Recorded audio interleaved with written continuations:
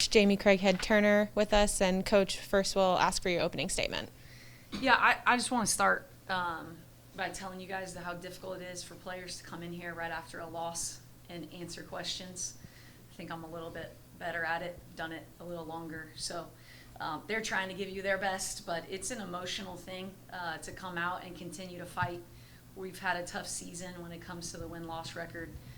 So I want to give them credit for just stepping up and being in this room. It's the last place they want to be. For me, tough game.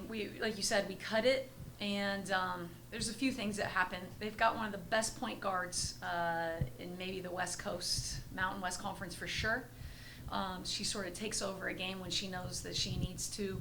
I thought that she continued to just put pressure on our defense over and over again. A few times we let some missed shots or calls go against us. Missed shots meaning not getting back on defense. They got some transition points that in that mix when it was a one possession game, they got some easy fast break points, and those obviously give you a lot of momentum. I've actually never seen us in that bad of foul trouble. I think it put us on our heels. We don't have the deepest bench, so we can't really be in foul trouble. 30 points from the free throw line. You have to give them credit. 30 for 31. That's a great free throw shooting night. To score 30 points unguarded, standing 15 feet away from the basket, makes it really difficult. My kids battled. They found ways to score. It seemed like it was harder for us to score than it was them. So it put a lot of pressure on us. I think it wore us down a little bit. Some fatigue maybe sets in, some frustrations with some foul calls. All those things that are tough when you're a young person competing, and to not let those get into your head and get you out of composed. I'll open it up to questions. So I know you mentioned Hofschild, but I also wanted to talk about the Ogier-Atosu matchup. How do you think that Ella Ogier did on the defensive end against Atosu? It's a tough matchup. Ella's asked to do a lot of things, but unfortunately, we were switching a ton of action that we did the first time we played them at their place, and we were pretty effective with it.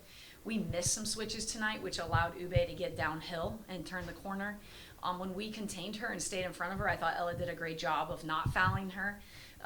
But the rest of us kind of, I don't know how those calls go. I don't get to determine what the refs call. It just seemed like there was a lot of contact with the offensive player and the defensive player not getting to stand their ground and be in a position. So for everything that we were going against and us maybe not agreeing with some of that, I think it was tough to stay in front of some of their players, Ube especially, and obviously their point guard too. But I thought they did a great job. Like, we battled, we kept through. There were some things that we could have done on their ball screen action. We made an adjustment at halftime. I thought we did a better job, but then she started shooting the threes from deep, and you just got to get up and crowd, but then she's going to go by you. She's a really tough player, very talented, and Ube really keeps you honest on the wing too. Awesome. Other thing was Carly Murphy didn't start, and she was expected to start. She didn't. And then coming on, when she did get onto the floor, it started a 10-3 run into that first quarter. What sort of adjustment did you make after you called timeout? For us, it was kind of a shock that she didn't start. She's really in their lineup a lot. And then when she came in, it was kind of like you forget the scout. I mean, she's a face-up player. She's going to drive it to her right hand to the middle. She's going to score it to her right. So we had to call a timeout and remind everybody what the scout was and who we need to stay home on and where we need to defend. And I thought we did a better job of doing that. It's just tough when they're subbing in and out. Sometimes, you think, I'm playing a perimeter player because she's facing up, but she really is going to play inside that 15 feet. And she was active because she was in that low ball screen. So we were trying to really stay home on number 4. She just puts a ton of pressure on your paint. So it got Murphy some open looks. Awesome. And last one, Torres had some great shooting, and then Ogier with that and one to make it 60-63. But right after that, you allowed a 14-4 run down the stretch at about the 2-minute mark. What happened there? Did you guys get too emotionally invested in the game, or was there a lack of execution? What could you say to that? I think Steph sort of gave you a decent answer there. It felt like when we got some momentum, we just couldn't get a stop for whatever reason that was. And then we went cold. If you look at our shooting percentage from that point forward, we went a little cold. So you got to stay composed. You got to finish. There's lots of time left in the game, and it felt like anything we did out there was wrong defensively, and so that it makes it difficult. It doesn't feel like you can guard anyone at that moment. We got to be able to get stops. Coach, you said that you had a shaky start to the season so far. How would you describe your team's chemistry, and how's the locker room? I think they're as resilient as you can expect at this point. It's tough, like you guys know. It's hard to lose. Like, you don't play sports to lose, but you have to find some joy in just competing, and that's what we've tried to focus on, is staying resilient, understanding that some of these players are young and coming back, and we're trying to send out our seniors, winning some home games, and that was our goal, was to finish February, just like Sid said, win your home games and maybe get a couple splits on the road and be a hot team going into the tournament. You said that you have 5 seniors. What do you expect from them in terms of leadership and setting an example? Leadership is a tough one. Obviously, your seniors, you put a lot of pressure on your seniors to be the example.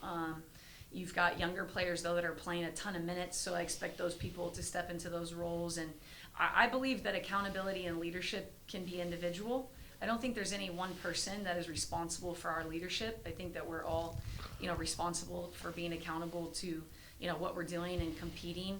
Obviously, we rely heavily on Sid and Megan and those guys, those seniors, Deja, IT, like Autumn. But there's younger players in the program that are doing some great things, and we expect them, to be leaders as well. Yeah, I actually want to ask you about Cydni Richards. This is her second double-figure scoring performance. Yep. Where is her momentum coming from? What have you been seeing from her at practice? And it's just exciting that she's stepping up. It's interesting because a lot of people don't know, but Richie got hurt early in our season.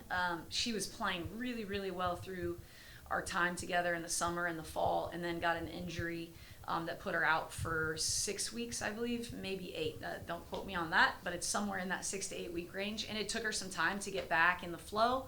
I think as a freshman, how hard it is to travel and play these games. Obviously, you get kind of mental about it. I just thought she's finally relaxed, accepted a role coming off of our bench, playing really hard, playing to her strengths. It's similar to, what Amy's doing on the other side for the men. Like, it's just accepting a role and understanding you can impact the game. And she's an offensive player, as you can see. And I think once she just kind of embraced the role of coming off the bench and earning some more minutes herself, like, she's starting to flourish. And, defense is the toughest part when you're a young player, and she's definitely grown in that area, and it's allowed her to be on the court more. Great. Any other questions? I got one. Do 2 more questions. Hey, Coach. So you talked about the foul trouble you guys got into tonight. I feel like you guys have shown a lot of physicality over the last stretch of games, especially with your team as a whole. They've all shown a lot of aggressiveness on the defensive end. Despite what the score is, they're aggressive from the start to the end. Can you talk about this mentality with your team? It's just, I've been saying it all year, like, they're a pretty resilient group. I'm obviously around them every day, so I know our strengths, I know our weaknesses, I know, all of the inside information. What I can tell you about my group is they found a way to keep competing, and it's something that we keep talking about. Like, I don't get to guarantee the scoreboard. I don't get to guarantee anything other than if you go compete and you work your tail off, good things will happen. I can't predict when they'll happen, but I give them a lot of credit. This has been challenging for them. I see it wear on them, and yet they keep coming back. They keep finding a way to, even if there's a day that we need a mental break or a physical break and they have to regroup, they always find a way back. And I appreciate that about them. I give them the credit for it. I think that it's hard to be a young person enduring what we're enduring. It's tough. I'm an adult, and it's tough, So I give them all the credit, but they're just a resilient group. This will be the last question. Last question. I know that you talked about your team being, tough, and it's hard to play at this level. But what's the most dominant attribute of your team this season? Dominant attribute? Yes.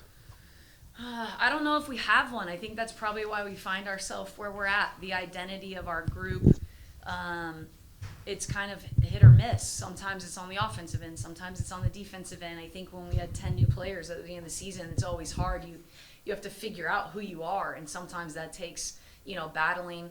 I think we've been a better defensive group in the last 4 or 5 games, and you have to be able to play defense to win basketball games. Offensively, we're finding a few more people that are playing up to their potential and capabilities. we're not really hey, we're going to be in the past, fast break, running gun team. That's not who we are right now. So we've definitely had to make adjustments throughout the course of the season to try and put our kids in the places to do the right things and succeed. But I think you just see some players starting to play better and better basketball. That's our identity, is that we're resilient. That's really it, that we keep coming back for more and competing, and that we're going to play hard, and you're always going to show up and know that we'll play hard. Thank you, Coach. Thanks.